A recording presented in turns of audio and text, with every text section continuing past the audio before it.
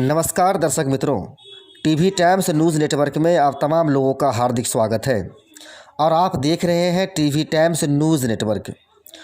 लोकसभा चुनाव आते ही हर जगह उत्सव का माहौल। मैं बता दूं कि पूरे देश में चल रहा कर्जा मुक्त अभियान केंद्र अब राजनीतिक में अपना कैंडिडेट उतारने को तैयार है। वहीं झंझारपुर लोकसभा क्षेत्र से अपने कैंडिडेट को उतारने की तैयारी में लगे हुए हैं। झंझारपुर लोकसभा क्षेत्र से कृष्णानंद मिश्रा भारती होंगे लोकसभा के कैंडिडेट। आइए कृष्णानंद मिश्रा भारती से टीवी टाइम्स न्यूज़ नेटवर्क के बिहार हेड संजय सिंह की कुछ खास बातचीत। जिला के पैट घाट में है और हमारे साथ हैं कृष्णानंद जी, जो ये निःशुल्क कर्जा मुक्ति अभियान केंद्र को चला रहे हैं। और इनके जो लीडर हैं मैन सहनेवाज चौधरी, मैं उनसे भी दिल्ली में जाके मिल चुका हूँ, क्योंकि इन लोगों के जनता के प्रति जो दर्द है, मैंने दिल्ली में जाके उनसे मिला था। तो मुझे बोले थे कि सर क्या होता है कि बड़े बड़े लोगों की, उद्योगपति की कर्जा मुक्ति केंद्र, कर्जा मुक्त कर दिया जाता है, लोन को अंदर कर दिया जाता है, पर ये जनता का जो जितने भी लोन है काफी परेशान है, गाली गलौज करता है, जिससे लोन लेते हैं साहूकार से लेते हैं, बैंक वाले से लेते हैं। तो मैं कृष्णानंद जी से मैं आज पर्सनली इनको बोला कि मेरे को एक इंटरव्यू आपका होना चाहिए, क्योंकि मैं बता दूं कि ये झंझारपुर लोकसभा से चुनाव भी लड़ेंगे। अब क्या लड़ेंगे, कैसे लड़ेंगे और क्या जनता का सेवा कर रहे हैं, आए दिन ये जनता को सेवा करते रहते हैं। बाकी इनसे ही बात करते हैं, जानने की कोशिश करते हैं कि क्या मोटिव है, क्या किस तरह से करेंगे और क्या करेंगे। सबसे पहले कृष्णानंद जी, आपको टीवी टाइम्स में ढेर सारी शुभकामनाएं। आपको बहुत बहुत आभार आपका, जो आपने अपना बहुमूल्य समय दिया असली जनता के लिए। कृष्णानंद जी, क्या चल रहा है ये कर्जा मुक्ति अभियान केंद्र पर? पहले हम लोग आते हैं कि ये क्या है और किस तरह से चला रहे हैं देश में। ये पूरे देश में अभियान आप लोग चला रहे हैं, निश्चित तौर से हम लोग भी देखते हैं। तो ये क्या है, थोड़े से शॉर्ट शब्द में आप थोड़ी सी इनका विवरण बताइए। ये कर्ज मुक्त भारत अभियान पिछले 20 महीने से चल रही है और ये सरकार से सिर्फ 3 ही मांग रखी गई है।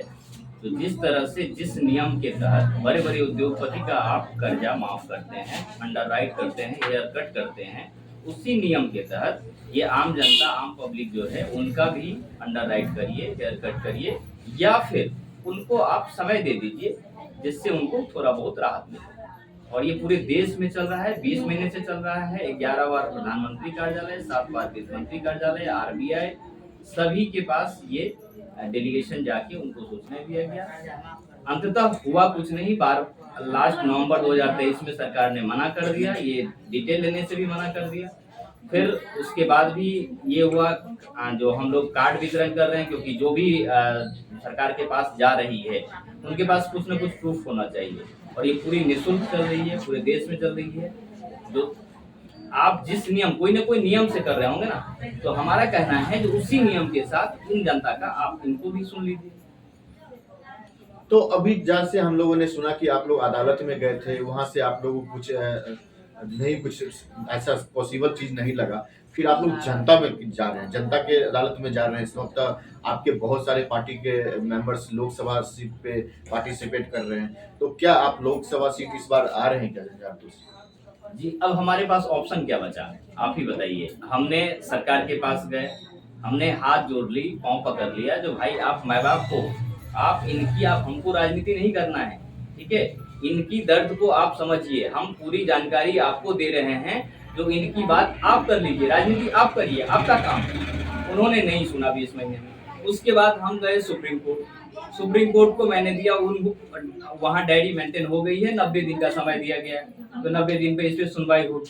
अब आ गई है चुनाव।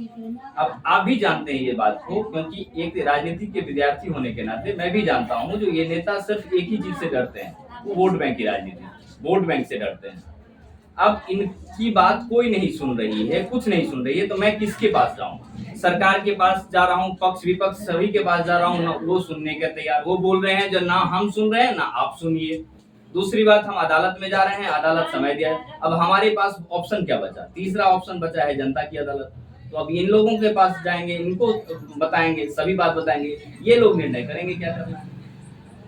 जहाँ तक लोकसभा की बात है सर, पूरे बिहार में सबसे हॉट सीट माना जाता है। तो क्या अभी तक आपकी किस तरह की तैयारी है, और बहुत बड़ा क्षेत्र है लोकसभा झंझारपुर का, जनता का कितना प्यार, कितना स्नेह मिल रहा है, उसके बारे में थोड़ा सा बताएं। देखिए, इसकी तैयारी हम बोले ना, पहले ही बोले, हम कोई नेता नहीं है, हमने इसकी तैयारी नहीं करी। लेकिन सबसे बड़ी बात क्या है, पूरा झंझारपुर लोकसभा जहाँ जा रहे हैं सभी हमारे परिवार हैं, ठीक है। परिवार कौन सा? कर्जा वाले। हम कौन हैं? कर्जा वाले। तो जो भी कर्जा वाले हैं वो हमारे परिवार है।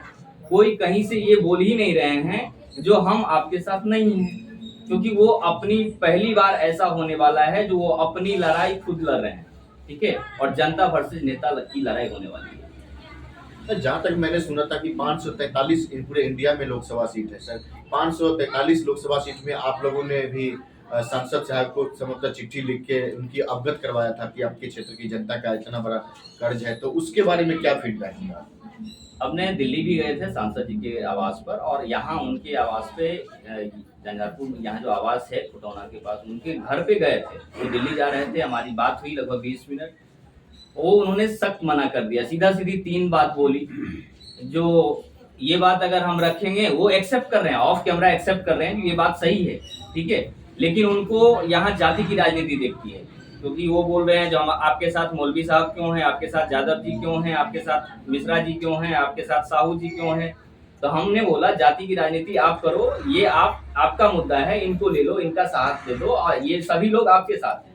उन्होंने बोला जो अगर ये इस पे बात करेंगे तो हमारी नौकरी चली जाएगी, यानी पार्टी से टिकट नहीं देगी। उन्होंने चर्चा नहीं किया, और सुनने को मिल रहा है जो पार्टी ने उनको टिकट दिया है। अब जनता फैसला करेगी इस पर क्या करना है। सर, सबसे पहले जनता अगर आपको चुनती है यहाँ से झंझारपुर लोकसभा सीट से, तो सबसे पहला मोटिव आपका क्या रहेगा? क्या उद्देश्य है चुनाव लड़ने का? किस तरह की जनता के बीच में जाएंगे, और हो सके कि जनता आपको चुन के भी सांसद बना दे या आपको पार्लियामेंट भेज दे, तो क्या चाहेंगे? क्या सबसे पहले क्या है? सबसे पहला काम यही होगा जो जनता का एक एक कर्जा माफ होगा, कर्जा मुक्त होगा, ठीक है। देखिए, कर्जा माफी जो है एक पार्ट है, कर्ज मुक्त भारत अभियान का कर्जा माफी एक पार्ट है। हम ये नहीं बोल रहे हैं सबका माफी होगा, सब की बात देखी जाएगी। किसी का बैंक से है, किसी का समूह से है, किसी एनबीएफसी है। आप एक बात बताइए, जिन बच्चे के ऊपर माँ बाप जो है, उनके बच्चे के ऊपर माँ बाप का साया उठ गया, क्या उनका कर्जा माफी नहीं होना चाहिए, या फिर उनको समय नहीं दिया जाना चाहिए? ऐसे लोगों को सबसे पहले उनको आप कर्ज मुक्त कराना होगा, और एक एक झंझारपुर लोकसभा के एक एक व्यक्ति का कर्जा मुक्त। ये सरकार का काम है भाई, मेरा काम नहीं है। ये सत्ता लोग जो भी ये नेता हैं, इनका काम है। ये हम लोग साधारण लोग हैं। इन लोग नहीं कर रहे हैं तो फिर हमको आगे आना पड़ेगा, और यही जनता अपना काम करवाएगी। ठीक है, बहुत बहुत धन्यवाद आपका, क्योंकि आपने अपने बड़ा कीमती समय दिया है। और निश्चित तौर से बड़ी हम भी लोग भी फील्ड में रहते हैं, देखते हैं कि जो जिससे कर्जा साहूकार से लिया हो, किसी समूह का लिया हो, आए दिन सर बड़ी चर्चा रहता है कि कर्ज के डर से लोग आत्महत्या कर लेते हैं। अभी भी सुनने को मधुबनी में 3-4 मैटर हमारे नजर में भी आया था। तो उस सब के लिए क्या संदेश देना चाहेंगे जनता को, किस तरह से आप किसी प्रकार की टेंशन ना ले कि हम लोग काम कर रहे हैं, क्या करना चाहेंगे, क्या करना चाहिए? सभी लोगों से एक ही निवेदन है, जो कोई भी आत्महत्या ना करे। 50,000 से ज्यादा लोगों को हमने आत्महत्या करने से बचाई है, और हमारी सबसे बड़ी उपलब्धि यही है जो किसी के कोई अगर मरने के कगार पर है, उसको हमने बचा दिया। हमने कुछ नहीं दिया, हमारे पास कुछ नहीं है, सिर्फ मैंने अपनी बात करके उनको सांत्वना करी, और उनकी लड़ाई में लड़ रहा हूँ। ऐसे लोगों को आप बताइए कैसे न लड़ाई लड़ूं? जो मरने के कगार पर पहुंच चुके हैं, वो हमारी गलती है क्या? सरकार मान रही है जो जीएसटी, नोटबंदी और कोरोना के बाद आर्थिक स्थिति में गिरावट आई है। बड़े बड़े उद्योगपति का ऐसा हुआ है, तो आम जनता का भी हुआ है। एक ठेला वाला, रिक्शा वाला, किसका आर्थिक स्थिति गिरावट नहीं हुई है कोरोना के बाद? ये सरकार जवाब दे, ये देना ही पड़ेगा। अब वो समय आ चुका है, और जो भी हैं आप जैसे लोग और मैं, सभी ये जितने समाज के लोग हैं, पूरा लोकसभा के लोग हैं, सभी से आग्रह करूंगा, जो ये आपकी लड़ाई है, आप अपनी लड़ाई में अपनी भागीदारी दें। ठीक है, बहुत बहुत धन्यवाद।